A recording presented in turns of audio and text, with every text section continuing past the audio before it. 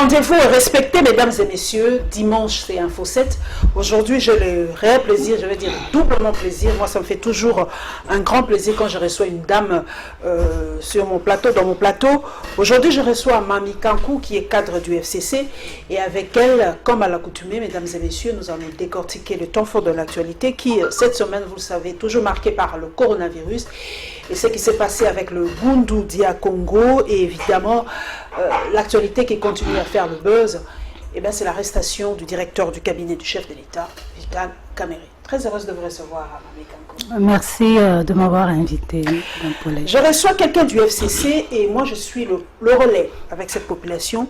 Cette population vous dit que Mami Kankou, vous devez un peu vous taire, membre du FCC, parce que pendant 18 ans, vous n'avez rien fait, vous avez mis le pays par terre et tout ça, et aujourd'hui, Tshisekedi n'a fait que récolter ce que vous avez laissé ou ce que vous avez sémé.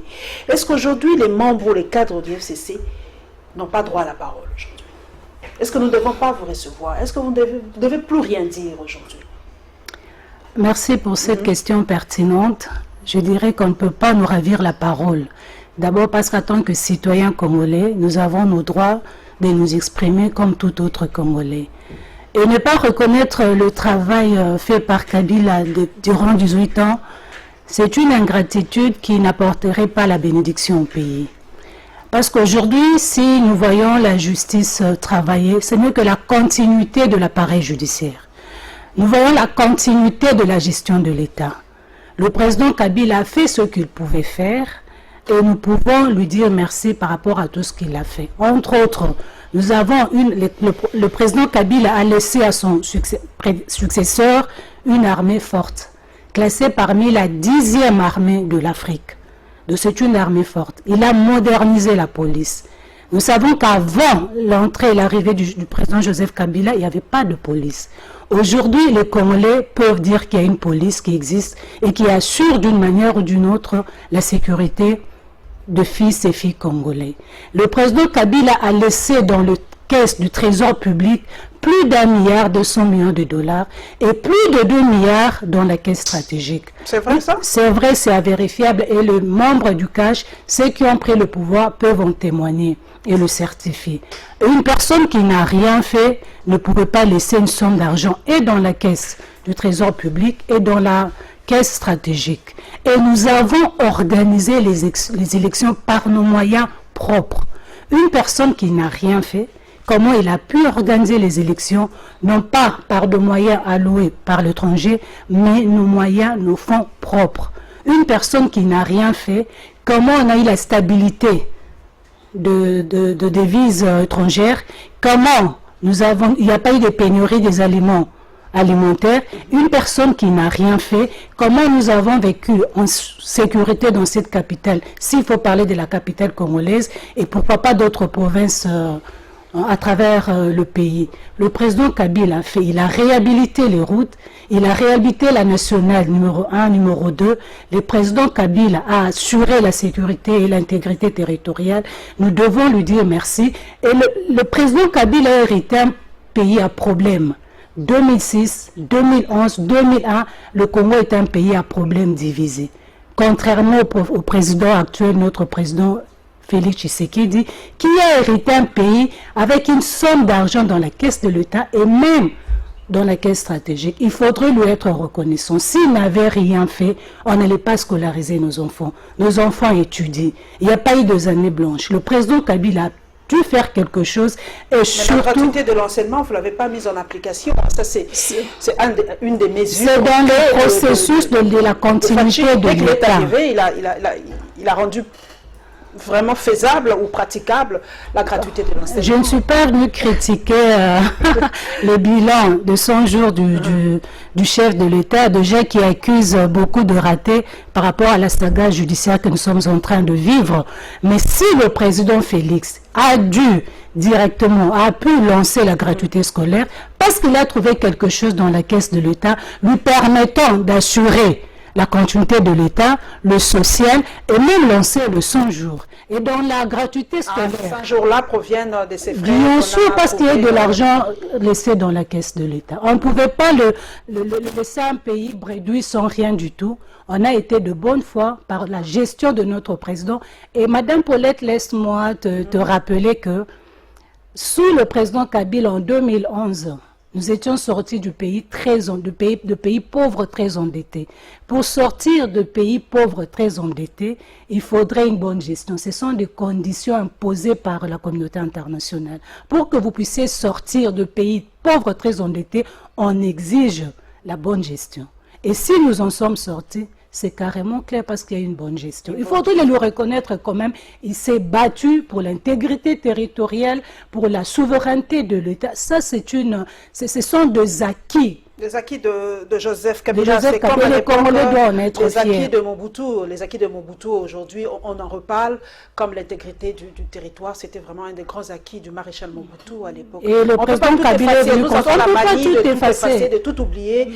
C'est regrettable. C'est pas bon. Nous allons prendre, mesdames et messieurs, le tout premier dossier. Nous allons parler du coronavirus, bien sûr. Nous allons réfléchir ensemble sur cette situation parce que cette maladie qui est une pandémie aujourd'hui ébranle le monde et cette maladie évidemment est en République démocratique du Congo.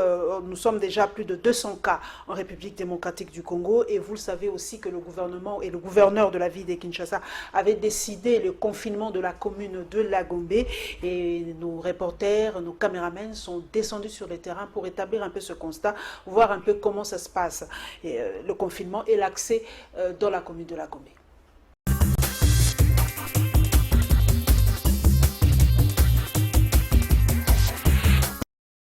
Au total, 5 provinces de la RDC sont touchées par la pandémie du coronavirus. Il s'agit de Kinshasa avec 275 cas enregistrés depuis les débuts de la pandémie. À ce jour, 20 nouveaux cas sont confirmés, 2 personnes guéries et 1 mort. 5 cas ont été déclarés dans la province du Nord Kivu, 4 au Sud Kivu, 2 en Ituri et 1 cas dans le Kwilu. En croire l'équipe de la riposte Covid-19, les résultats présentés sont susceptibles de changer ultérieurement après investigation des cas et décès dans leurs zones de santé respectives. Les autres cas non indiqués sont soit en hospitalisation ou pris en charge hors structure par les équipes de la riposte à la pandémie du coronavirus en République démocratique du Congo. À noter que la situation sur la prise en charge assurée aux malades a été évaluée ce jeudi 16 avril au cours d'une réunion tenue à l'hôpital du Cinquantenaire. Une rencontre à laquelle ont pris part le secrétaire technique du comité multisectoriel de la riposte à la pandémie au Covid-19, le Dr Jean-Jacques Mouyembe, coordonnateur de la riposte, et autres personnalités. C'est pour lutter contre le coronavirus en République démocratique du Congo que la commune de Lagombe a été confinée. Certains habitants de cette partie du pays n'ayant pas obtenu de macarons octroyés par l'hôtel de ville ne sont pas autorisés à accéder à la Gombe. Quelques habitants rencontrés déplorent cet état de choses.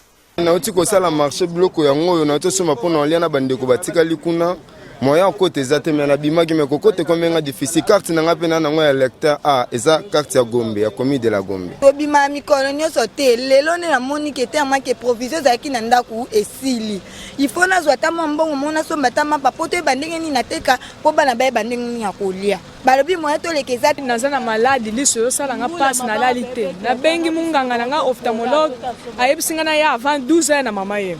Mais depuis na koma ki a moya kokote zate parce que naza na kate. Siko liso zo sala nga passe na sa ndeni.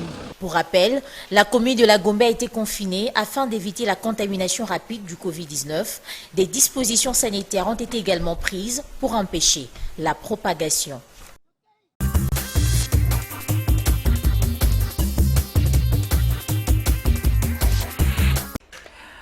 Je peux vous appeler Mamie? Bien sûr. Mamie, vous avez vu avec nous comment il y a combien de malades ici en République démocratique du Congo et dans le monde. Il y a vraiment une explosion incroyable. Mais il y a cette petite polémique par rapport au vaccin pour le coronavirus. Vous avez suivi ces médecins français qui sont d'ailleurs excusés, il faut le dire. Mais ça soulevait un tollé. Le vaccin du coronavirus, on devait le faire ici, l'expérimenter en Afrique. Pour vous, l'Afrique est vraiment le terrain où on peut expérimenter des vaccins aujourd'hui? Non, plus aujourd'hui. Nous tous, nous savons qu'il y a plus de victimes du corona ailleurs qu'en Afrique. Le mieux serait que qu'ils puissent commencer le vaccin là où il y a plus de victimes, plus de morts qu'ici en Afrique. Jusque-là, en tout cas, nous pouvons le dire parce que nous sommes des croyants. Dieu épargne l'Afrique, on ne sait pas, c'est par rapport au climat, par rapport à nos us et coutumes, nos tisanes que nous prenons tous les jours, les naturels, nos bains de vapeur d'eau que nous pratiquons depuis nos ancêtres. Ce sont peut-être de telles pratiques et les climats, peut-être, je le dis bien peut-être, mais moi je suis contre qu'on puisse commencer le vaccin au Congo. Le professeur Mouyembe s'en est expliqué d'ailleurs, mais aujourd'hui aussi, moi j'ai vu une vidéo, comme moi je le dis souvent, je suis le relais entre la population et vous qui avez cette parcelle de pouvoir. Beaucoup disent que, surtout à l'hôpital du Cinquantenaire, que les malades sont abandonnés à eux-mêmes. Il y en a qui ont vraiment la volonté d'aller dans les hôpitaux, mais dès qu'ils sont là-bas, ils sont abandonnés à eux-mêmes. Ça ressemble vraiment à des camps de concentration comme à l'époque, on les abandonne et aucun médecin ne vient pour les suivre et tout ça.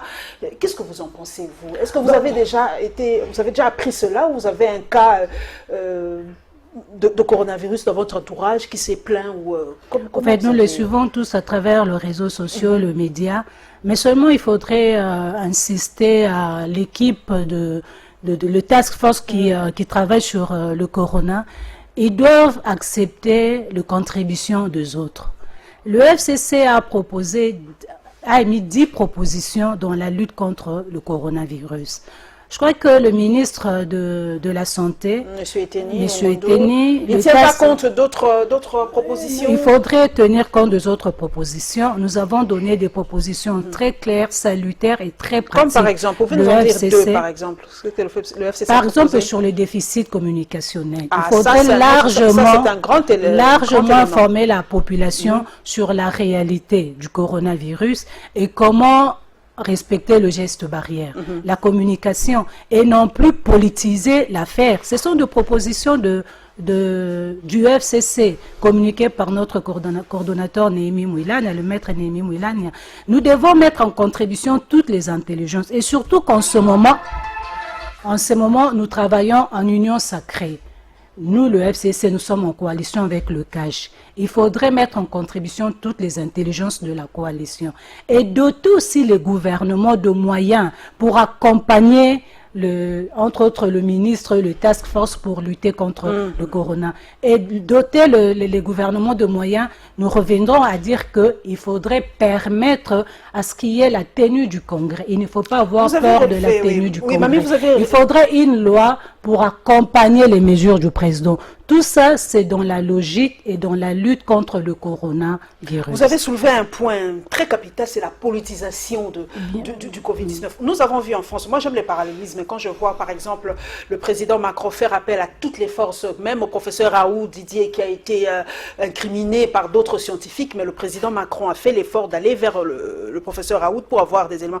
Est-ce que pour vous, on est en train de stigmatiser, de boycotter d'autres compétences de notre pays parce qu'ils ne sont pas soit de CAJ, soit de la société civile, ou de leur task force, on ne comprend pas. Parce qu'il y a des professeurs, des éminences grises de ce pays qui se lèvent, qui donnent des propositions par rapport au Covid-19, mais on ne veut pas en tenir compte ici. Sous d'autres essieux, on tient compte de toutes les compétences, de tous les apports. Celui qui peut apporter quelque chose pour lutter contre le corona, il est le bienvenu. Alors pourquoi pas au Congo? On doit arrêter de politiser cette histoire. Le coronavirus ne s'est pas distingué que tu es du CAJ, du FCC, moins encore de la MOUCA. Tout celui qui peut apporter quelque chose, comme le FCC, nous avons proposé 10 solutions qui pourraient minimiser la contamination, la propagation du virus. Alors moi, je crois qu'il faudra en tenir compte et doter, comme je l'ai dit tout à l'heure. Vous savez, Madame Paulette, le corona passera parce que c'est notre... Je ne peux pas parler textuellement, mais je vais prendre un peu le sens des propos du député Patrick Mouyaya. Il a dit que cette maladie a mis à nu notre déficience dans beaucoup de domaines, et aussi dans le domaine sanitaire. Je réponds à la première question. Beaucoup de gens disaient, ben voilà, 18 ans avec le kabylisme, 18 ans avec Joseph Kabila. Et voilà, le système sanitaire aujourd'hui est mis à nu. On ne parvient pas à soigner correctement nos malades. J'y reviens. Pour vous, de ce côté, même le côté sanitaire, est-ce que le président de la République, l'ancien, l'honoraire, a réussi de ce côté-là sanitaire? Parce qu'aujourd'hui, vraiment, on voit les déficiences, les manquements du côté sanitaire. Même. Alors là, que faudrait-il dire pour l'Europe, les États-Unis, la Chine, qui est mieux équipée sur le plan sanitaire que le Congo? Et là, il y a plus de morts qu'au Congo.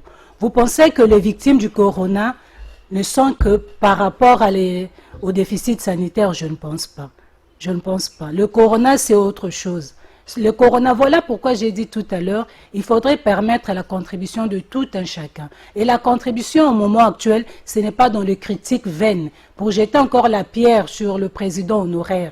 Maintenant, là, il faudrait savoir qu'est-ce qu'il a fait qui pourrait bénéficier à lutter contre le corona. Nous ne sommes pas là à nous quereller, à nous lancer des pierres, non, non. Parce que s'il ne s'agissait que de conditions sanitaires, il n'y aurait pas eu tant de morts à l'étranger comme nous sommes en train de le vivre, 4000 morts par jour aux États-Unis. Et que dire de leurs conditions sanitaires? Le président Kabila a fait ce qu'il pouvait faire. Et aujourd'hui, parce que le corona, s'il faudrait d'une autre part l'aligner dans les maladies de main sale, est-ce qu'au Congo ici, nous vivons les typhoïdes chaque jour? Chaque jour, non. Quelque part, le président, moi je dois insister, il a fait sa part. Le président Félix qui est maintenant au pouvoir, nous sommes en coalition, nous l'accompagnons. Nous n'allons pas le critiquer des sitôt, nous l'accompagnons et nous nous proposons nos compétences pour qu'ensemble nous puissions réussir et c'est le Congo qui va gagner. Voilà, l'accès dans la commune de la Gombe, madame. Pour vous, c'est une piste de solution pour mettre fin à la propagation du coronavirus? Pour entrer à la Gombe, vous-même, vous avez vu comment le contrôle est dur. C'est une piste de solution pour le confinement aujourd'hui, nous tous, à travers le monde, on dit que c'est mieux de rester chez soi. Reste chez toi à la maison pour ne pas véhiculer les virus. Mais lorsque vous voulez confiner la commune de la Gombe, ailleurs nous circulons.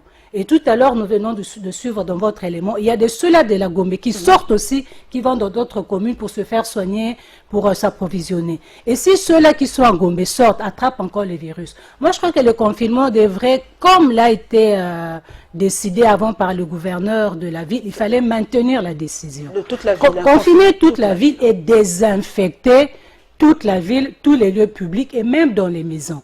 Le confinement ne peut pas rester qu'à la Gombe. Moi, je crois que là, c'est un travail bâclé et qui ne donnera pas de très très bons résultats. Mais par rapport au couvre-feu, nous entendons, nous avons oui dit peut-être que ça tombera, peut-être que ça ne tombera pas, qu'il y aurait un couvre-feu dans la ville de Kinshasa de 20h à 5h du matin. Ça sera aussi une bonne chose selon vous pour toujours endiguer, parce que ça va peut-être diminuer le fait que la population se promène ou va à ses occupations pendant la nuit. Pour le couvre-feu, moi je crois que... Nous sommes en guerre sanitaire, hein, comme l'a dit le président. Nous sommes en guerre, oui, en état d'urgence sanitaire. Hein. Bien sûr. Pour le couvre-feu, je dirais que... Bonne idée, mauvaise idée? Parce que moi j'estime qu'il y a des ceux-là, la nuit, les gens sont plus, même sans confinement, déjà à 20h, beaucoup de gens sont déjà chez eux. Alors à 20h, après 20h, vous pouvez permettre à ceux-là qui ont des réunions à tenir, là il y a moins d'encombrement, moins de gens dehors, sortir et faire leurs petites réunions parce que là il y a moins de risque d'attraper le coronavirus parce qu'il y a moins de personnes sur la route. Alors tout arrêter à 20h, les gens seront dans la précipitation dans leurs courses, dans leurs réunions, dans leurs rencontres. Il y aura encore confinement dans les rues, dans les bus. Alors qu'après 20h, si tu as des urgences, tu peux calmement sortir et rencontrer la personne que tu dois rencontrer. Donc, si c'est important et nécessaire. Trop de promiscuité, la journée, peut-être pas la nuit. Pas la nuit. Nous allons parler maintenant de ce grand dossier brûlant de l'heure, évidemment. L'emprisonnement du directeur de cabinet du chef de l'État. On nous a dit que c'était vraiment une première, et surtout en Afrique, qu'un directeur de cabinet en fonction, on le précise, soit mis en détention provisoire. et qui est maintenu parce qu'il avait fait appel, mais la décision est tombée, il reste en prison. Et avec le phénomène de Boundou Dia Congo, vous le savez, il y a eu encore des morts cette semaine, et le gouverneur du Congo central a descendu pour rendre visite aux victimes de Boundou Dia Congo.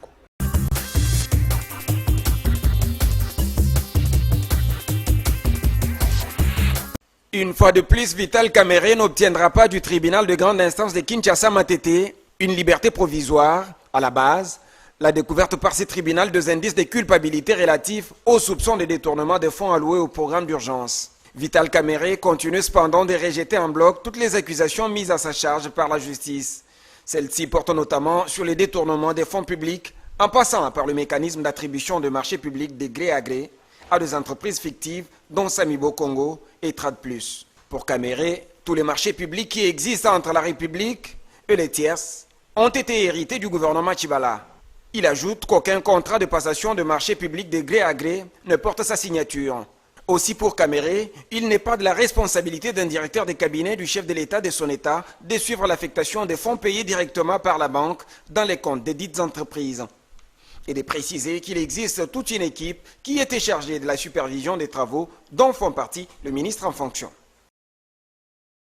Les gouverneurs du Congo central et son vice-ministre de l'Intérieur et Sécurité ont effectué une descente ce jeudi à l'hôpital de référence de Kisantu. Objectif visé, s'enquérir de la situation de victimes des échauffourées occasionnées par les adeptes de Boundou Dia Mayala. Le numéro 2 de l'Intérieur et Sécurité du Congo central, Inonsa Bokele, a à cette occasion lancé un message de paix, dignité et de cohésion. Je donne un message de paix. Message de paix, dignité et de cohésion. Le Congo a besoin plus aujourd'hui de lutter contre cette pandémie que de nous créer encore d'autres problèmes. Atou Matubwana a, au cours d'une réunion du Conseil de sécurité, rappelé aux participants que la RDC est un état de droit. Nous sommes en train de suivre la situation parce que ces événements qui ont causé mort d'hommes ici à Kisantu et à Sonabata, ces revendications, ces soulèvements, nous sommes en train de les suivre aussi dans certains coins de la province où on nous signale des mouvements des membres de BEDEM dans le sens de pouvoir revendiquer. Mais là, il faut d'abord noter que notre pays, le Congo, c'est un état de droit. Il va falloir que la justice se saisisse du dossier. Et nous avons instruit les services qui sont là de travailler en professionnel parce que nous avons donné des orientations aux administrateurs du territoire pendant cette période de pandémie que les gens ne peuvent pas se regrouper en grand nombre selon que les mesures prises par le chef d'État nous les dictent. La population du Congo central, nous avons tout intérêt à vivre dans cette communion, dans cette combinaison de cultures, cette combinaison de peuples qui puisse faire en sorte que nous puissions aller de l'avant. Tout en invitant la population du Congo central au calme et à ne pas céder à la panique, le numéro 1 de cette province a fait savoir que les enquêtes sont en cours afin d'établir leurs responsabilités.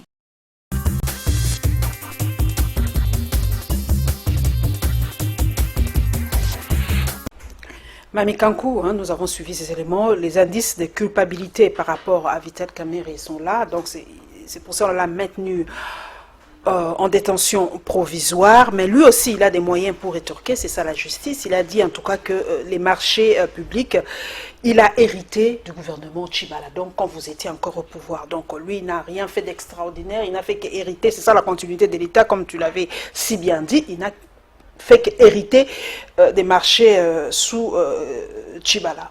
Donc vous êtes aussi responsable. Laissons la justice faire son travail. S'il y a des membres de l'UNC qui seront coupables, ils vont subir la force de la justice. Même si on cite les non, cadres citer ne veut pas dire nécessairement que tu es coupable, tu as le main sale. Non, laissons la justice faire son travail. Celui qui sera cité sera entendu et il apportera de preuves. Si il est coupable, il va subir la force de la justice. Sinon, laissons la justice. Une question quand même assez taquine, moi j'aime bien, Mami Kankou. Je sais que vous avez été à un moment proche de Vital Kamerhe, membre, je crois, président de la Ligue des femmes de l'UNC, si je ne me trompe pas. Vous connaissez donc la personne. C'est une question vraiment directe. Regardez cette population-là qui vous suit aujourd'hui, Mami Kankou. La personne de Vital Kamerhe. Est-ce que cela vous serait passé une fois en tête que le directeur du cabinet du chef de l'État actuel soit cité dans des dossiers comme ça? Cité, je n'ai pas dit condamné, cité dans des dossiers de détournement. Personnellement, la personne, l'homme que vous connaissez, aurait pu être cité dans ces dossiers. Madame Paulette, je dirais ceci. Au moment où nous luttons tous contre le coronavirus, et voir la saga judiciaire qui se passe en ce moment, cela peut nourrir des suspicions pour dire que la justice est instrumentalisée. Ça, je ne suis ni contre ni pour, mais nous laissons la justice faire son travail. Si le président Kamer est coupable, ben, il va subir, il sera condamné. S'il est innocent, il sortira de la prison. Mais nous, au sein du FCC, nous prenons la lutte contre le corona.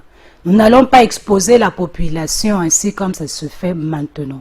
Nous demandons à celui qui dirige le task force dans la lutte contre le corona de tenir compte de nos propositions et ensemble, nous allons travailler pour le bien-être du pays. Nous y revenons. Vital Kamerhe. Moi, j'aime les comparaisons. Comparaison n'étant pas raison, je le dis, mais moi j'aime les comparaisons, des petits parallélismes. À l'époque, sous Joseph Kabila, un de ses directeurs de cabinet a été cité dans une des malversations avec la SNEL. À l'époque, il y avait aussi des millions de dollars. Et Joseph Kabila avait pris la décision de l'écarter de son cabinet. Fouinez l'histoire, vous allez savoir de qui il s'agit. Mais aujourd'hui, Vital Kamerhe a été cité depuis des mois. Son nom a été cité depuis des mois dans des cas de malversation. Mais le président Fachi,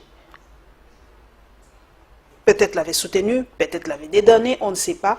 Mais il a maintenu jusqu'à son arrestation. Est-ce que ce n'est pas une façon, Mami Kankou, nous posons des questions, nous sommes à Congo Web Télévision, des questions directes. Est-ce que ce n'est pas une façon d'humilier publiquement Vital Kamerhe? Là, Madame Paulette, vous venez de soulever un point positif sous le régime du président Joseph Kabila. Amener son directeur de cabinet à démissionner, c'est une forme de sanction aussi. Le président Joseph Kabila, pour ne pas condamner ce qui est en train de se faire maintenant, parce que chacun ses méthodes, mais moi, j'applaudirais la méthode du président Joseph Kabila hier, lorsque son directeur de cabinet n'était pas dans les vols comme ça se raconte aujourd'hui, mais par de suspicion, il lui a été demandé de démissionner. C'était une sanction aussi. Donc, sous le président Joseph Kabila, il y a eu des gens qui ont été sanctionnés. Par rapport à ce qui se fait, seul le président Félix sait ce qu'il est en train de faire avec son directeur de cabinet. S'il faut l'amener tel là où il est amené aujourd'hui, seul c'est ce qu'il est en train de faire. Et comme lui-même l'a répété, laissons faire la justice. Laissons faire la justice. Le dossier Bodo Diakongo, on ne comprend pas aujourd'hui que ce Némoinassé, mais aujourd'hui nargue l'autorité, parce que ça fait depuis un bon bout de temps qu'il est en train de faire permettez-moi vraiment l'expression, faire ses numéros, vraiment ses numéros de théâtre, mais malheureusement il y a mort d'homme. Aujourd'hui il est arrivé au Congo central, il veut proclamer l'indépendance du Congo central, il est en train de réclamer ses arriérés de salaire, il est en train de dire du n'importe quoi, mais on ne comprend pas comment il n'y a pas célérité pour l'arrêter. On l'a fait avec Vital Kamerhe, à moins de 2, il est arrêté. Mais pourquoi pour Némoinassé, mais on le laisse tranquille, on le laisse vaquer comme ça, on le laisse tuer des gens comme ça, tranquillement. Il doit être interpellé. Il n'est ni le gouverneur du Congo central, il n'a pas le droit ni le monopole de trouble de faire tuer les paisibles citoyens. Nous demandons à la justice qui s'occupe de cas de vol pendant le projet 100 jours du président de la République, aussi de s'occuper du cas Mwanda Nsemi qui trouble l'ordre public. Il doit être interpellé et répondre de ses actes. Voilà, nous allons continuer, mesdames et messieurs, nous allons parler de la Cour constitutionnelle, vous le savez, hein, il devait y avoir congrès, cette saga aussi, en tout cas le buzz aussi de cette semaine, c'était cette histoire du congrès, pas congrès, la Cour constitutionnelle a tranché. Voilà, nous allons en parler avec force de détail et évidemment nous allons parler de la réaction de Franck Diongo.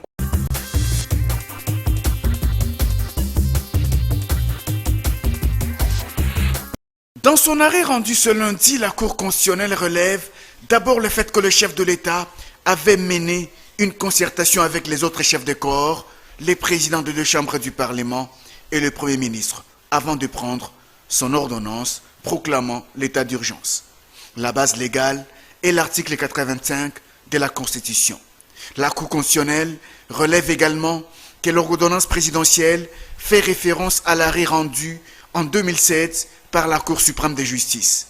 Cet arrêt est une combinaison des articles 114, 119, 120, 159 et 166 de la Constitution, dont l'interprétation écarte toute idée d'autorisation du Congrès pour la proclamation de l'état d'urgence, comme stipulé au point 3 de l'article 119. La Cour constitutionnelle note également qu'en faisant la concertation avec le Premier ministre et les présidents des 2 chambres parlementaires, avant de proclamer l'état d'urgence, le chef de l'État s'est conformé à l'article 85 qui ne requiert pas l'autorisation du Congrès pour proclamer l'état d'urgence.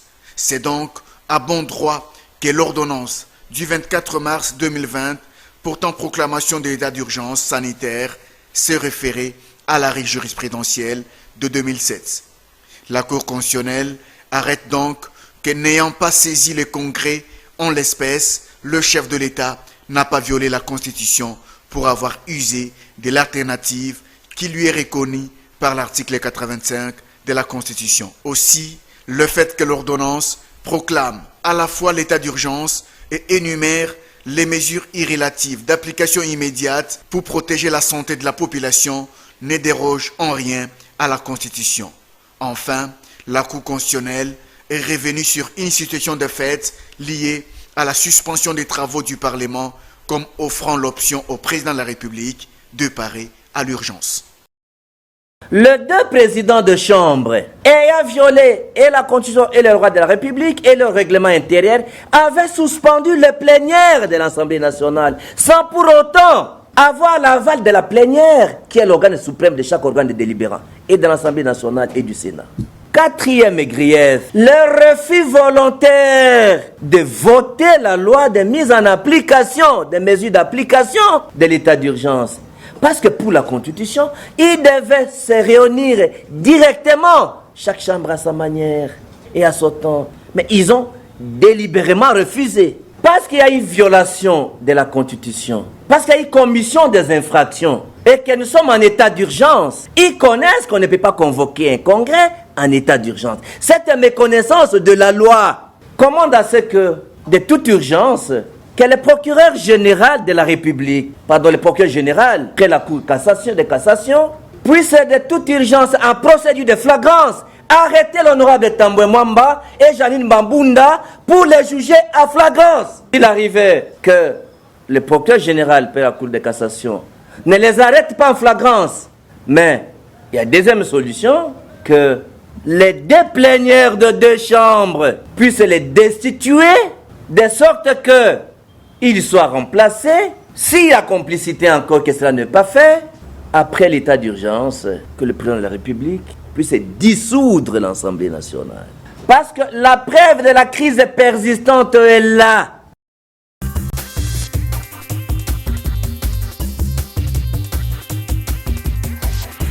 Mami Kankou, vous avez suivi l'honorable, monsieur Franck Diongo, peut-être au député honoraire, parce que les titres restent toujours.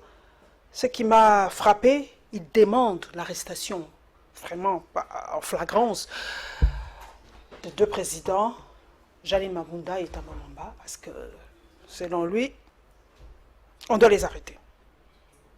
Violation, je ne sais pas, manque de respect ou quoi. A-t-il raison?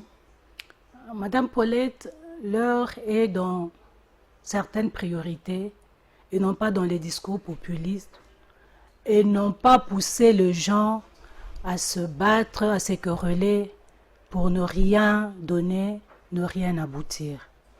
En ce moment, je crois que nous devons maintenir et renforcer la démocratie et nous autres qui sommes en coalition. Il ne faut pas entraver le bon fonctionnement des institutions. Il ne faut pas qu'il y ait des interférences de pouvoir. Laisser le pouvoir judiciaire faire son travail, comme ça se fait maintenant, laisser le pouvoir législatif comme aussi le pouvoir exécutif. Mais la Cour constitutionnelle a eu raison de sa décision sur la proclamation de l'état d'urgence sanitaire, comme aussi la Cour constitutionnelle n'a pas empêché la tenue du congrès. Donc il y aura congrès. Il doit y avoir congrès. Pas dans le grand format. Il n'y aura pas les 500 et les 109 députés ensemble. Ça, je ne sais pas le format qui sera adopté, décidé, mais il doit y avoir la tenue du congrès. Pourquoi il doit y avoir le congrès? Parce qu'on doit accompagner le pouvoir exécutif dans sa décision de proclamer l'état d'urgence sanitaire. Mais c'est déjà proclamé. Non, mais il n'y a pas une loi qui soutient cette décision. Je vous ai dit tout à l'heure, il faut de jurisprudence pour protéger le cas à venir. Le président, comme l'a dit tout à l'heure M. Franck Diongo, les présidents de deux chambres hautes et basses n'ont pas été dans la précipitation. Exactement. Non. Ils ont été comme tout autre humain, ils se sont protégés lorsqu'on a annoncé la pandémie du coronavirus arrivée dans nos portes ici chez nous au Congo. Il fallait d'abord savoir quoi faire, que faire, comment se protéger et protéger les autres. Ils n'ont pas délibérément arrêté pour le simple plaisir la tenue de plénière. Loin de là. C'était une décision sage pour se protéger et protéger les autres. Maintenant que le président de la République, qui a aussi ses prérogatives de décider, par exemple, par rapport à un état d'urgence, demain ou après-demain, il aura besoin d'une loi pour soutenir sa décision de proclamer l'état d'urgence. Si le pouvoir exécutif était libre de faire son travail, de protéger la population et de proclamer l'état d'urgence, pourquoi empêcher le pouvoir législatif, là où on décide, on vote, on propose de loi, de faire son travail? Mais il y a eu bon, on a vu Jean-Marc Kabound qui s'est levé, il est d'ailleurs vice-président dans le bureau de l'Assemblée nationale. Jean-Marc Kabound a même un problème avec ses collègues députés. Là, ce ne sont même pas le voix sorti du FCC.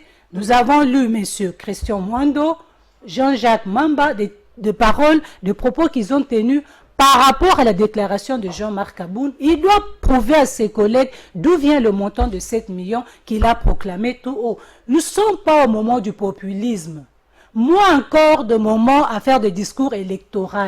La population a besoin de solutions par rapport à ce problème socio-économique et aujourd'hui sanitaire. Nous sommes en union sacrée aujourd'hui pour lutter contre le corona. La contribution de la MOUCA est attendue. La contribution de nous qui sommes déjà en coalition doit être prise en compte pour lutter contre le corona. Aujourd'hui, si le corona décimait toute la population, vous allez diriger qui? Mais nous avons ouï dire, Mami Kankou, j'ai un cadre du FCC avec moi, que c'était encore vos jeux. Permettez vraiment cette expression-là, moi je parle au nom de cette population, c'est encore vos coups bas. Vous vouliez destituer le chef de l'État par ce congrès et tout ça, qu'on puisse mettre Tambo Mamba comme président. On en a entendu beaucoup par rapport à ce congrès. Vous êtes cadre du FCC. Parlez à cette population. Est-ce que vous avez vraiment...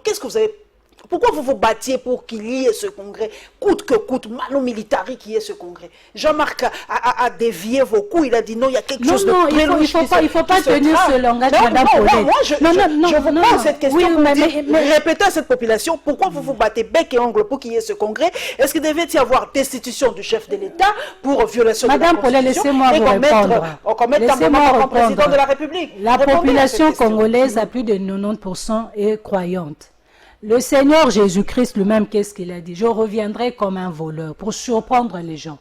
Lorsqu'un voleur vient chez vous, le voleur doit-il vous prévenir que je viens demain, après toi je viendrai te voler? Si le FCC avait l'idée de destituer le président, pensez-vous qu'on allait les montrer à tout le monde que c'est congrès pour destituer le président? Jamais. Chacun dans son pouvoir. Le pouvoir exécutif a fait son devoir. Les sous-pouvoirs législatifs, c'est dans le bon fonctionnement des institutions. Il ne faut pas entraver le bon fonctionnement. Renforçons la démocratie. Et maintenons notre coalition dans les soucis de travailler dans l'intérêt de la population. Si le FCC avait une idée Laissez-leur le congrès se tenir et là vous allez voir si réellement c'était pour la destitution du chef de l'État. Maintenant que la population est en train de mourir, pas seulement de faim, mais vit dans la peur d'attraper le coronavirus. Et nous, le FCC, qui avons protégé le Congo contre la balkanisation 18 ans durant, c'est maintenant que nous allons exposer notre population au coronavirus, à la décision du président pour qu'il y ait plus de morts. Ça, c'est faux. Ça, c'est pas le FCC. Moi, encore dans la vision du chef de l'État honoraire, Joseph Kabila. Le FCC, nous avons dirigé avant ceux qui sont ici. Ils ont été dans l'opposition.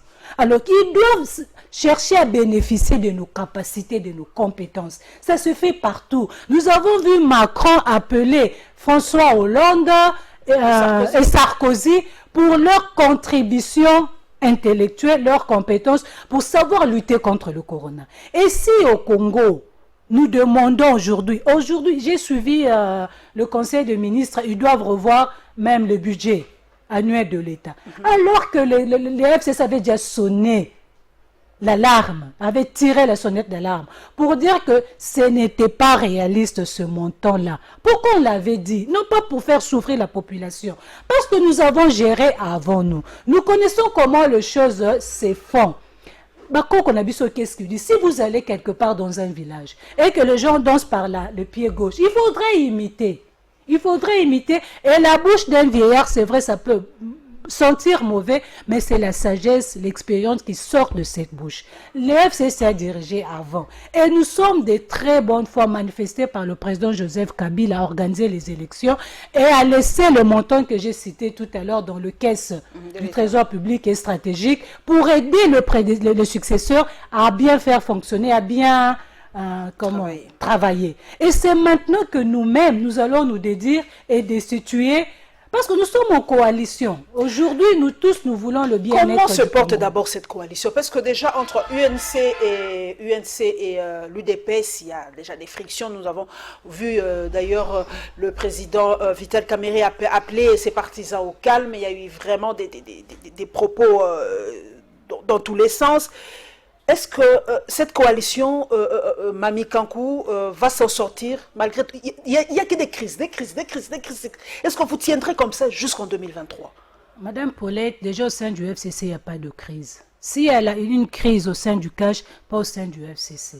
Nous, le président Joseph l'a dit très clairement, soutenu par le cordon du FCC, Maître Némi Mouilania, que si nous allons sortir de la coalition, le FCC sera le dernier à sortir de la coalition.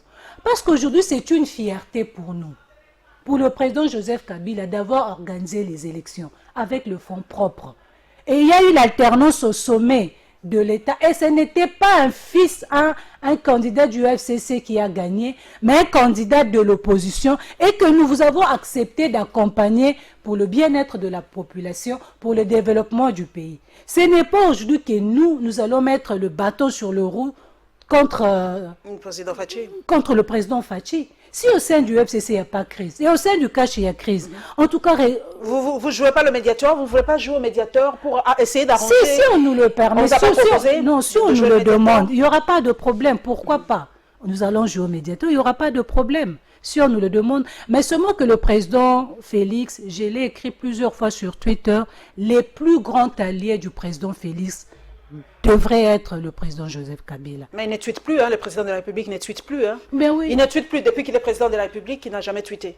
C'est un bon signe, il doit travailler pour l'intérêt de la République. Mais Macron tweete quand même, Trump tweete. Oui, mais tweeter, c'est aussi une façon d'être en contact avec la population. Ça aussi, c'est vrai. Tweeter, il ne tweete pas. Aujourd'hui, nous voyons le président Kamerhe est de nouveau Macky sur Sall le tweet. Macky Sall tweet, Kagame tweet, tout le monde tweet aujourd'hui. C'est un outil de communication pour échanger. Pour échanger. Oui, peut-être s'il avait continué à tweeter, il pouvait peut-être nous lire, nous autres. Les plus grands alliés du président Fachi devraient être le président Kabila. Le président Kabila a tendu la main. Il a manifesté plus d'une fois qu'il a été de bonne foi pour accompagner le président Fachi. Qu'il puisse saisir cela. Qu'il puisse arrêter de suivre le conseil d'un monsieur comme Kabound. Là, je regrette. Kabound, au sein de l'UDPS, il ne sait même pas harmoniser son équipe, garder sa troupe. Non, il y a division. Alors, ce n'est qu'au sein de la coalition, FCC avec plusieurs têtes, plusieurs partis, que ce monsieur pourrait aider le président Fachi à bien tenir la coalition. Non. La Bible même le dit. Le succès d'un chef d'État, le succès d'un roi, c'est dans la quantité et la qualité de ce conseiller. Mais il permet quand même de déjouer. Il a déjà un grand conseiller. Comme on le dit. Pardon. Kabound est là pour déjouer les plans machiavéliques. Hein. Non, ce n'est que dans sa tête. La preuve est qu'au sein de son propre parti, il ne sait pas bien jouer son rôle. Il n'y a aucun pli. Ce n'est que ça dans sa tête. Des fois, on est victime de nos propres pensées. Alors, Kabound montre bien qu'il est victime de ses propres pensées, voir comment il gère son parti. Il a aussi un qu'il laisse le président Fachi conduire, bien mener le quinquennat et le FCC à ce côté dans l'intérêt de la population. Il a aussi un dossier Marc Kabound par rapport à sa parcelle de Kingabois dans la commune de Limete. Bon, il a porté plainte contre les conservateurs et tout ça, mais les documents qui circulaient dans la toile sont véridiques. Il s'est bien attribué, je ne sais pas si c'est une concession ou quoi, dans la commune de Limete, dans le quartier Kingabois.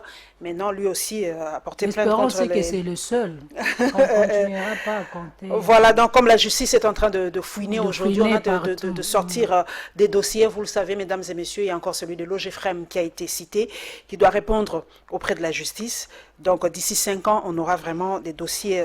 Et Paulette, il faudrait insister quand même que cet appareil judiciaire aujourd'hui, on n'a pas ramené de nouvelles têtes venues d'ailleurs. Non, ce sont les gens qui ont travaillé sous le président Joseph Kabila et qui ont assuré la bonne continuité de l'appareil judiciaire. Exactement. Et qui ne subissent pas les pressions de la présidence, comme sous Joseph Kabila, c'est ce qu'on nous disait, non? Il n'y avait pas Joseph de pression. Kabila Moi, j'ai été une fois à la justice, j'ai apporté mes preuves. Peu importe les relations que j'avais, on m'a demandé de preuves et la justice a été bien dite. Ok. Nous allons parler maintenant de la reprise des cours avec le coronavirus. Vous le savez, tout est fermé, les écoles sont fermées, les universités sont fermées. Est-ce qu'il y aura reprise de cours? Est-ce qu'il y aura risque d'année blanche? Moi-même, mes enfants me posent cette question. Maman, qu'est-ce qu'on va faire? On va rester comme ça à la maison? On ne sait pas trop. On attend la décision du gouvernement. Et évidemment, nous allons à la primature. On va vous donner le compte-rendu du comité conjoncturel.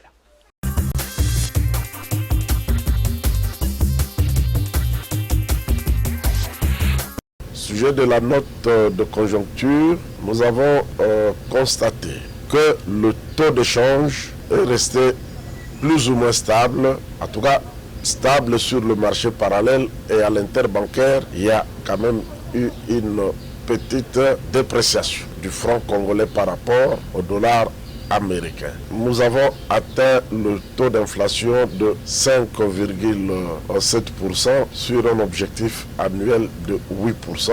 Et cela a alerté votre gouvernement et cela a aussi imposé à votre gouvernement de tout faire pour appliquer la batterie de mesures qui avaient été prises dans le cadre de l'accompagnement des entreprises privées ainsi que de l'allègement du poids ou du train de vie en faveur de nos populations. Ici est de relever que le coronavirus ne concerne pas que la commune de la Gombe. Là, il y a eu un mauvais entendement de la part de la population. Il faudra qu'on le redresse. On a confiné la commune de la Gombe tout simplement parce qu'elle présentait un taux élevé par rapport aux autres communes, qui du reste n'en sont pas épargnées. Nous constatons malheureusement que la population commence à oublier les règles, les mesures, les décisions qui avaient été prises par le président de la République, chef de l'État, son Excellence Félix Antoine Tshisekedi Tshilombo. Nous voulons inviter la population à respecter toutes ces mesures. Suite aux spéculations engendrées par l'ordonnance du chef de l'État numéro 20/014 du 24 mars 2020, portant proclamation de l'état d'urgence sanitaire pour faire face à la pandémie Covid-19, nous, coordonnateurs des étudiants, souhaitons par la présente déclaration prendre position à l'intention de l'opinion publique, tant nationale qu'internationale, politique et citoyenne. Nous saluons et félicitons les mesures prises par le chef de l'État dans son ordonnance susmentionnée au regard de la menace du Covid-19 et soutenues par la Constitution à son article 85 étant donné la menace des exigences de santé publique ainsi que les mesures liberticides ou privatives de la liberté qui s'imposent. Par ailleurs, nous saluons également la décision de la Haute Cour qui résulte de l'interprétation de l'esprit et de la lettre de cette ordonnance. Segundo, nous dénonçons toute manœuvre politique visant à réunir les parlements en congrès quant à l'harmonisation ou à la mise en conformité revendiquée dans l'ordonnance précitée. Dans les deux cas, les prescrits de l'article 85 de la Constitution donnent plein pouvoir au chef de l'État, étant donné que l'état d'urgence tel que constaté l'est de droit et de fait. Nous demandons au gouvernement de la République de mettre tous les mécanismes en place pour une fin imminente de l'épidémie dans le pays afin de sauver l'année académique dont le calendrier est perturbé. Ensuite, nous sollicitons au gouvernement congolais et au ministère de l'Enseignement supérieur et universitaire en particulier une étroite collaboration avec les représentants des étudiants afin que des mesures efficaces soient prises pour que l'étudiant congolais reprenne les activités académiques de l'année en cours dans les conditions appropriées d'hygiène et de protection contre la propagation du virus dans les milieux étudiantins. Et enfin, le coordonnateur des étudiants appelle le peuple congolais en général et les étudiants en particulier à rester vigilants et mobilisés.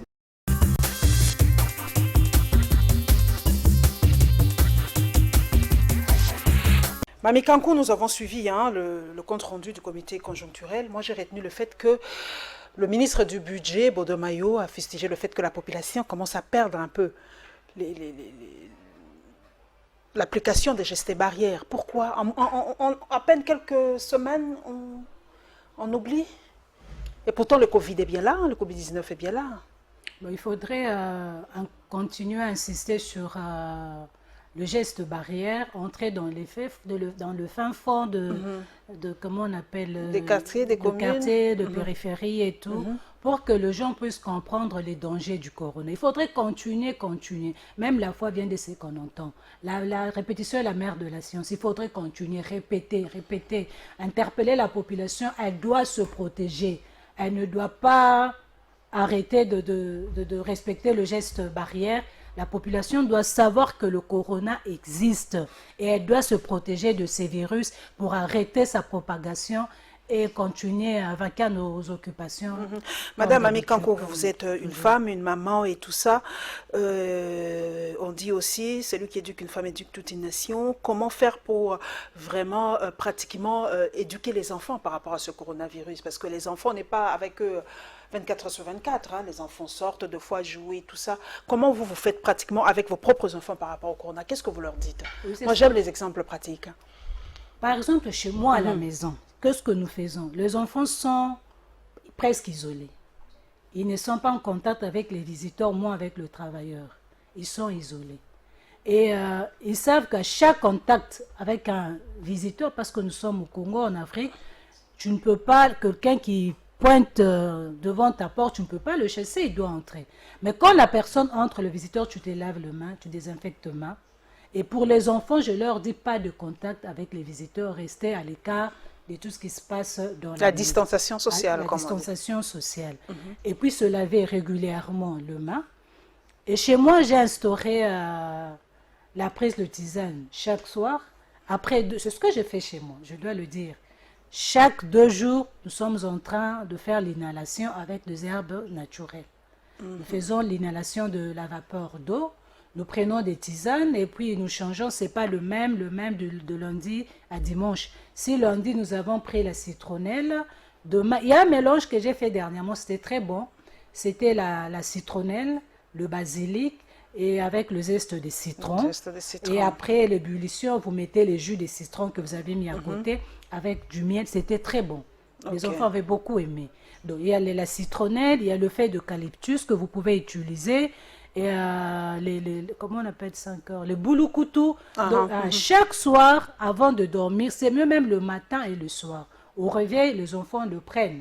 Et le soir, même 3 fois le jour, parce que c'est bon aussi pour la santé. Et pour l'immunité, ça renforce l'immunité. Ça renforce, oui, ça renforce l'immunité. C'est vraiment quelque chose à pratiquer. Le boulou-coutou ne coûte pas très cher.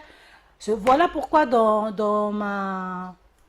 qu'est-ce qu'on dit, lorsque j'ai parlé du coronavirus dans mon intervention médiatique, j'avais insisté dans nos maisons d'avoir de petits jardins. Aujourd'hui, nous savons réutiliser les bouteilles usagées, les bouteilles en plastique. Si vous n'avez pas une bonne partie chez vous de la terre pour faire un petit jardin, vous pouvez utiliser les bouteilles usagées, mettre la terre, les fumiers, et puis planter la citronnelle, le basilic. Ça pousse très facilement. Moi, je les ai à la maison. J'ai des bouteilles usagées que j'ai utilisées, mes pots de fleurs que j'ai transformés en petit jardin. J'ai mis la citronnelle, le basilic pour ne pas manquer de ça à la maison. Et chaque soir, chaque matin, les enfants sont soumis à le prendre. Très bien. Vous êtes aussi chrétienne, je vous prends sous cet angle-là. Beaucoup disent que le Covid-19 est une punition de Dieu, que nous sommes déjà dans le temps de la fin, que beaucoup des chercheurs sont en train de trouver des astuces pour établir le troisième ordre mondial ou le nouvel ordre mondial, je ne sais pas trop. Et d'ailleurs, la toute dernière sortie médiatique du professeur Luc Montagnier a vraiment nous a mis froid dans le dos parce qu'il a carrément proclamé ou carrément dit que ce virus a été inventé dans un laboratoire en Chine et que dans les séquences du coronavirus, dans l'ADN, dans la séquence de l'ADN du coronavirus, il y a des séquences du VIH-Sida. Donc, ils étaient en train de chercher le vaccin du VIH-Sida et voilà, le virus s'est envolé et voilà aujourd'hui. En tant que chrétienne aujourd'hui, cette peur-là aujourd'hui que font ressentir certains pasteurs pour nous dire voilà, nous sommes à la fin, Dieu est en train de nous punir, et voilà, voilà. Qu'est-ce que vous dites aux enfants de Dieu aujourd'hui, d'avoir peur du corona ou comme nous les Noirs nous sommes habitués? En tant qu'enfant de Dieu, je dirais la fin de temps a commencé depuis la résurrection du Fils de Dieu, Yahushua Mashiach, et qu'à tout moment, la fin du monde peut survenir par la mort, puisque les gens qui sont morts avant le coronavirus, ils seront aussi dans leur lot de jugement. Leur jugement sera statué par rapport à leurs œuvres, à leur foi. Aujourd'hui, le corona, moi, je peux bien le confirmer comme le professeur que tu as cité, Luc Montagnier. Le corona, c'est une œuvre de l'homme, pas de Dieu. L'homme est responsable de ce qui lui arrive. L'homme est responsable de sa folie. C'est la folie de l'homme. Pourquoi vouloir faire un virus pour tuer les autres hommes, les autres semblables? Pourquoi? C'est l'œuvre de l'homme et nous allons en subir. Et c'est à l'homme de trouver aussi une solution. Dieu n'a rien à voir là-dedans. La parole de Dieu dit, si quelque chose de mal vous arrive, sachez que cela ne viendra pas de Dieu. Cela, c'est une œuvre du diable. C'est par ses enfants. C'est l'œuvre de l'homme qui veut nuire à l'autre homme, à son semblable. Ce n'est pas la fin du monde. La fin du monde, si nous devons suivre la Bible, cela viendra comme un voleur. Les gens continueront à se marier, à aller dans le fête. Aujourd'hui, ce n'est pas le cas. Tout le monde est confiné dans la maison. Si le Fils de Dieu doit revenir maintenant, c'est tout le monde qui va hériter du royaume des cieux. Ce n'est pas maintenant que le Fils de l'homme reviendra. C'est l'œuvre de l'homme. Voilà pourquoi ici aussi, nous, Congo, nous interpellons les autorités. Il ne faut pas toujours accuser l'autre. Quelle est ta responsabilité par rapport à ce qui est en train de se faire maintenant? Quel est ton apport? Tu apportes quoi? Ta contribution? Arrêtez, s'il vous plaît, cessez de condamner le passé que le président Joseph Kabila et surtout que le FCC dans son ensemble, nous nous disponibilisons pour lutter contre le virus, le corona. Nous prenons la lutte contre le virus en union sacrée et nous avons soumis et mis les 10 propositions pour lutter contre le corona. Maintenant, à celui qui chapeaute les task force d'associer toutes les compétences, de tenir compte de toutes les contributions pour que nous puissions rapidement mettre fin à la propagation du coronavirus. Nous y restons, mesdames et messieurs. Nous allons parler maintenant de cette comité de la riposte.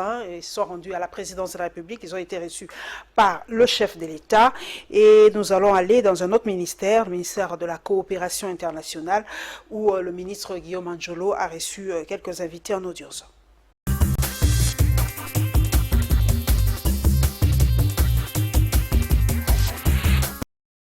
C'est une réponse à la note verbale sollicitant un accompagnement de la RDC adressée par le numéro 1 de la coopération internationale aux différents partenaires afin de lutter contre le Covid-19 que la Turquie vient d'apporter son soutien dans les secteurs alimentaires et sanitaires. Une assistance que la Turquie souhaiterait fournir à la RDC dans le cadre des relations excellentes qui demeurent entre nos deux pays. Et donc cette assistance, ce soutien serait dans le cadre de la lutte des autorités de la RDC contre le Covid-19. Pour sa part, Pépin Guillaume Manjolo a salué le geste. Il est vrai que dès qu'on a annoncé la catastrophe de cette épidémie, j'ai saisi tous les partenaires clés de la RDC par non verbal en sollicitant le soutien, l'accompagnement. Il s'avère que le premier à réagir directement, ça a été la Chine. Et maintenant, c'est la Turquie qui intervient avec une proposition précise qui est celle de pouvoir dire qu'effectivement, elle mettra à nos dispositions certains moyens dans les cas de petits projets pour pouvoir répondre aux besoins de la riposte. Ça sera dans le secteur alimentaire et puis dans le secteur sanitaire. Donc, c'est ce qu'on attend. Nous sommes en train d'élaborer ces petits projets pour voir ensemble avec eux comment est-ce qu'on va procéder dans les tout prochains jours et quelle sera la quantité qui sera réservée à cette demande pour que ce soit effectif sur le terrain. Pour rappel, la Chine a été le premier pays à répondre favorablement à cet appel de solidarité par la remise d'un lot important de matériel à l'hôpital du cinquantenaire de Lubumbashi, un patrimoine qui sera inauguré dans les prochains jours. C'est une réunion d'évaluation de la situation des ripostes du Covid-19, présidée par le directeur des cabinets adjoints du chef de l'État. Hormis l'équipe technique des ripostes de la pandémie, le vice-premier ministre, ministre du Budget, le vice-premier ministre, ministre de la Justice et les conseillers du chef de l'État en charge des maladies universelles et celui du Collège de santé et bien-être ont pris part à cette réunion pour demander au chef de l'État la prorogation de l'état d'urgence. Prenant la parole, le docteur Jean-Jacques Mouyembe a fait savoir à l'Assemblée que le coronavirus importé en RDC est fini avec la fermeture des frontières. Par contre, celle contractée localement s'intensifie avec les taux exponentiels moyens de 15 personnes par jour à Kinshasa, a-t-il déclaré. Au regard de ce qui précède, le numéro 1 de la réponse contre le Covid-19 estime que le port obligatoire de masques en milieu public et l'installation d'un couvre-feu de 20h à 5h pendant l'état d'urgence peuvent amener à briser la chaîne de contamination et en finir définitivement avec cette pandémie en RDC.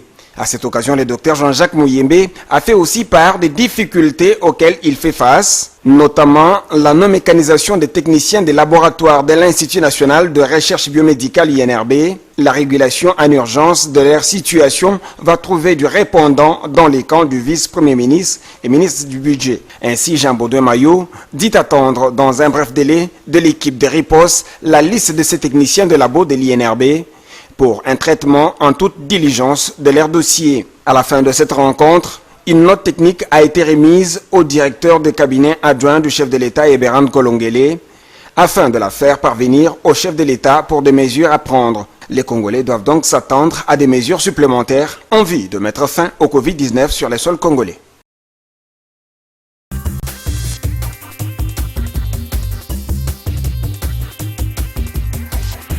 Mamie Cancun, nous sommes en train d'atterrir, l'avant-dernier sujet. Nous avons suivi le ministre de la Coopération en train de recevoir des lots de la part de la Turquie. Mais il y a un autre fait, c'est la prolongation probable de l'état d'urgence sanitaire. Nous y revenons. Alors, qu'est-ce qui va se passer? Est-ce que le chef de l'État doit cette fois-ci demander cela au Congrès s'il y a prolongation? Comme il y aura prorogation de... C'est prorogation. Merci, prorogation. De l'état d'urgence. Si avant, on a été surpris, nous avons pris des mesures à la hâte pour protéger et la population et nous-mêmes.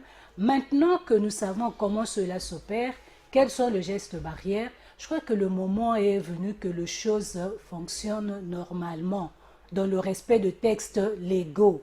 On nous a chanté hier le respect de la Constitution. Je crois que ce n'est pas aujourd'hui qu'on va arrêter de respecter la Constitution. Et les gens qui sont contre la Constitution, ils doivent savoir que là où se trouve le feu Étienne Tshisekedi, il ne bénira pas celui qui voudra réinstaurer la dictature. Jamais. Il s'est battu des années contre la dictature et ce n'est pas quelqu'un d'autre qui aura sa bénédiction aujourd'hui pour réinstaurer la dictature. Donc on doit tenir compte... tenir compte du fonctionnement de 3 pouvoirs exécutifs, législatifs et judiciaires qui fait sa saga judiciaire en ce temps-ci. Nous devons laisser la prorogation de l'état d'urgence va requérir le soutien de l'Assemblée nationale, et du Sénat, donc laissez du Congrès. Les députés faire leur travail. Si le ministre Etienne fait son travail, si aujourd'hui Guillaume Angiolo, que nous venons de suivre, fait son travail, de recevoir les étrangers au nom de la coopération africaine, donc aussi l'Assemblée nationale doit faire son travail. Son travail qui lui est demandé de discuter, proposer, voter des lois. Cet état d'urgence doit être accompagné d'une loi, alors doter le pouvoir en place de toutes les capacités, à chacun selon ses prérogatives, de faire son travail dans le bon fonctionnement des institutions. Nous allons terminer, mesdames et messieurs, par cette note un peu triste, vous le savez, la mort de Monseigneur Gérard Moulumba, qui nous a quittés cette semaine. Nous allons parler encore des morts à Uvira, à l'est de la République, avec ces inondations. Les images sont terribles, c'était vraiment, ça faisait vraiment mal à voir, mais c'est la nature, c'est la vie. Que pouvons-nous? Ben voilà, nous présentons nos condoléances vraiment à ces familles éprouvées. Et évidemment, nous allons terminer avec quand même une note d'espoir, avec le lancement d'un énième média dans l'espace virtuel de notre pays, lancement de Actu7.cd de Jeff Caleb.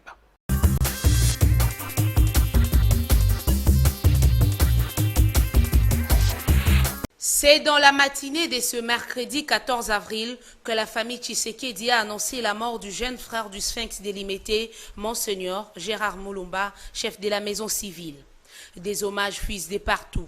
Hormis ceux des amis et connaissances, on note également les messages de condoléances de l'ancien chef de l'État Joseph Kabila et celui du directeur des cabinets du chef de l'État Vital Kamerhe.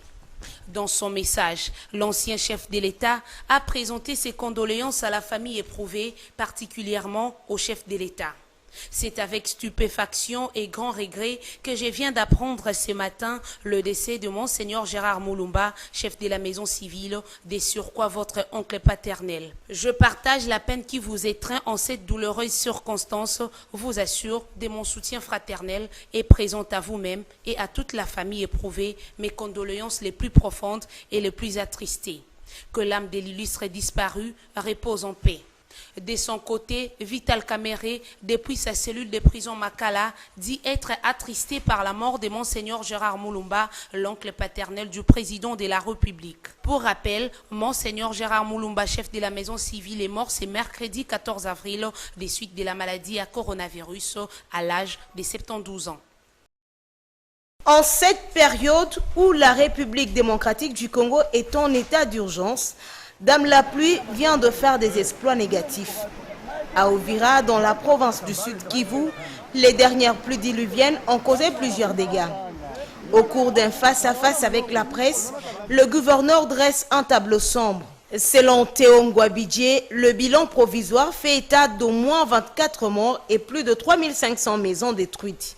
Cette catastrophe naturelle touche maintenant plus de 77 000 personnes, a-t-il souligné. Actuellement, plus de 45 blessés suivent le soin à l'hôpital général de référence d'Uvira, a fait savoir notre source.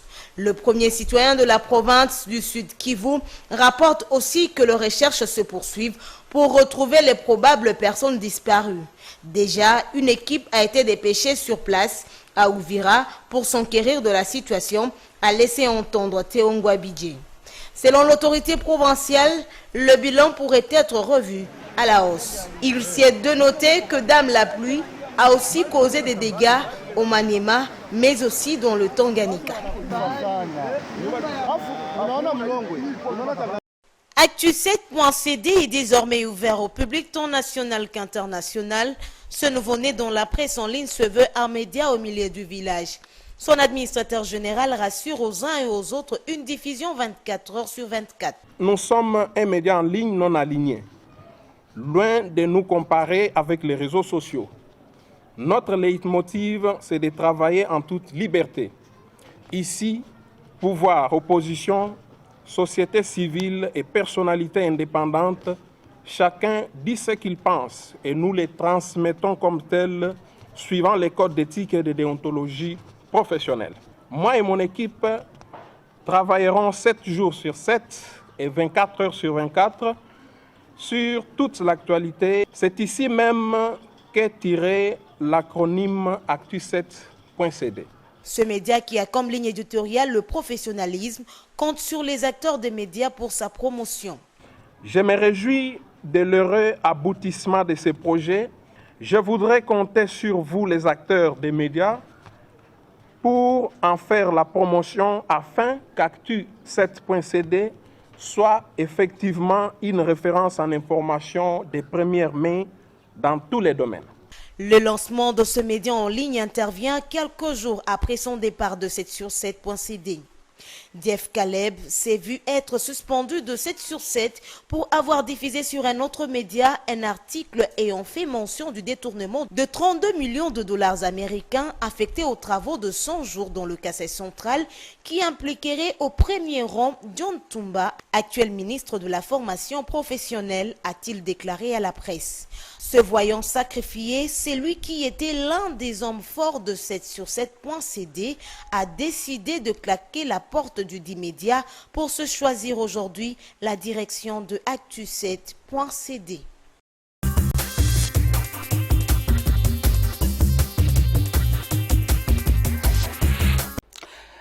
Mamie Kankou, nous allons parler un peu de Gérard Moulumba, le Monseigneur. Est-ce que vous le connaissez personnellement? Est-ce que vous avez un mot par rapport à ce grand monsieur qui nous a laissé? C'est encore le Covid-19, hein, ça nous prend des très très grands monsieur dans le monde. Hein. Par là, je présente mes condoléances les plus sincères à la famille du chef de l'État et paix à l'âme de l'illustre disparu. Nous compatissons et d'ailleurs notre autorité morale avait exprimé aussi, adressé ses condoléances les plus sincères, les plus attristées à la famille du chef de l'État. Nous compatissons et nous soutenons toutes les familles qui en ce moment à travers le monde comptent de victimes, pleurent les leurs suite au coronavirus. Ça frappe vraiment de plein fouet. Il y a de grands noms qui sont partis, comme Manu Dibango qui nous a quittés. Des très, très et surtout à l'étranger, les Congolais sont en train de tomber chaque jour. Chaque jour dans les réseaux sociaux, chaque jour. Il y a une grande dame, Patricia Eketebi, qui vient de nous laisser. C'était vraiment un coup dur encore à supporter. Vous la connaissez personnellement? Non, pas personnellement. J'ai suivi son combat, une dame forte que j'estimais de loin. Parce que je suivais sa lutte dans l'intérêt du peuple congolais, de la nation congolaise aussi. Vraiment, je présente mes condoléances à sa famille politique, à sa famille biologique et qu'elle se repose en paix. Oui, Patricia Ketebi, que je suivais personnellement sur Twitter. En tout cas, ça fait mal de voir beaucoup de nos compatriotes mourir de ce Covid-19 à travers le monde. Beaucoup de courage, beaucoup de soutien. Nous nous en sortirons encore plus fort après le Covid-19. Et nous allons parler de Actu.7. C'est un nouveau média créé par Jeff Caleb. Je ne sais pas, ça a déjà commencé. Sa sortie a eu cette semaine, mais ça nous fait ressortir un très grand problème, une très grande problématique ici. C'est la liberté de la presse en République démocratique du Congo. Selon Jeff Caleb, son ancien média, 7sur7, avait subi de pression parce qu'il avait publié un article fouillé de détournement d'un ministre au Kasaï et son média avait subi des pressions pour qu'on puisse d'abord le mettre à l'écart, annuler l'article et tout ça. Et Jeff Caleb a tenu bon et il a estimé qu'il devait partir et il a créé son propre média. Vous les politiques, vous ne laissez pas tranquille non plus. Hein. Quand on fouine un peu, on vous taquine et voilà, vous pesez de tout votre poids pour faire taire la presse. Mais sinon, félicitations à lui, c'est un homme, il a pris sa décision, il s'est décidé, c'est à féliciter. Et il faudrait quand même rappeler ici que l'expression de la liberté a commencé depuis. Même déjà sous Mobutu, il y avait... En 1990, le 24 avril 1990. Oui, les gens commençaient déjà à s'exprimer. Et sous le président Joseph Kabila, c'était vraiment la liberté totale. J'en suis... Ça, il faut le reconnaître très bien. Moi aussi, parce que j'ai commencé. J'en suis l'exemple, vraiment. Vivante. Donc, nous avons... C'est maintenant que nous sommes en train de constater un recul. On ne veut pas que les gens parlent. Que ce soit dans les réseaux sociaux, dans le média, dès que vous voulez mettre un point de vue contraire aux talibans, eh bien, vous êtes traité de tous les mots, de menaces même dans le message, que nous allons nous occuper de toi. Mais vous avez hier prôné l'expression de la liberté. Et vous l'avez vécu. Qui a insulté comme les jeunes, comme mes frères et sœurs de l'UDPS, qui ont désacralisé le pouvoir sous le temps de Joseph par la liberté d'expression, comme mes frères et sœurs de l'UDPS. Continuons, c'est la continuité de l'État. Nous devons exceller, apporter le meilleur et non pas un recul. Nous sommes à la fin. Merci en tout cas, Mamie Kankou, d'avoir accepté d'être à la barre ce dimanche. Mamie Kankou est cadre du FCC. Et avec elle, vous avez vu, nous avons en tout cas passé en revue les temps forts de l'actualité. Un petit mot avant de nous dire au revoir. Bon, le petit mot, je dirais, nous prenons l'équilibre constitutionnel, le respect de textes légaux, le bon fonctionnement des institutions et arrêter de chevauchement des différents pouvoirs. À chacun sa tâche, à chacun ses compétences et mettez, s'il vous plaît, en contribution toutes les compétences pour arrêter la propagation du coronavirus. Que le peuple congolais puisse continuer à respecter le geste barrière et soutenir ce qui doit être soutenu, rejeter ce qui doit être rejeté. Ensemble, nous allons bâtir le Congo pour un Congo plus fort, le Congo de Kimbangu, le Congo de Kimpavita, le Congo de Mobutu, le Congo de Mouzé, le Congo de Joseph Kabila, aujourd'hui le Congo de Tshisekedi Tshilombo. Merci beaucoup, mesdames et messieurs. Je profite aussi pour remercier tous les téléspectateurs et téléspectatrices de Congo Web Télévision. Merci pour votre fidélité. Et je dédie cette émission à ma fille Jade Lofoli qui a célébré son anniversaire cette semaine. Joyeux anniversaire, princesse. C'est pour elle qu'on se bat. C'est pour nos enfants que nous nous battions. Merci et bon anniversaire à toi, Jade Lofoli. Sois la flèche et va plus loin que moi, ta mère. Paulette Kimuntu. On se retrouvera, mesdames et messieurs, le dimanche prochain. Inch'Allah.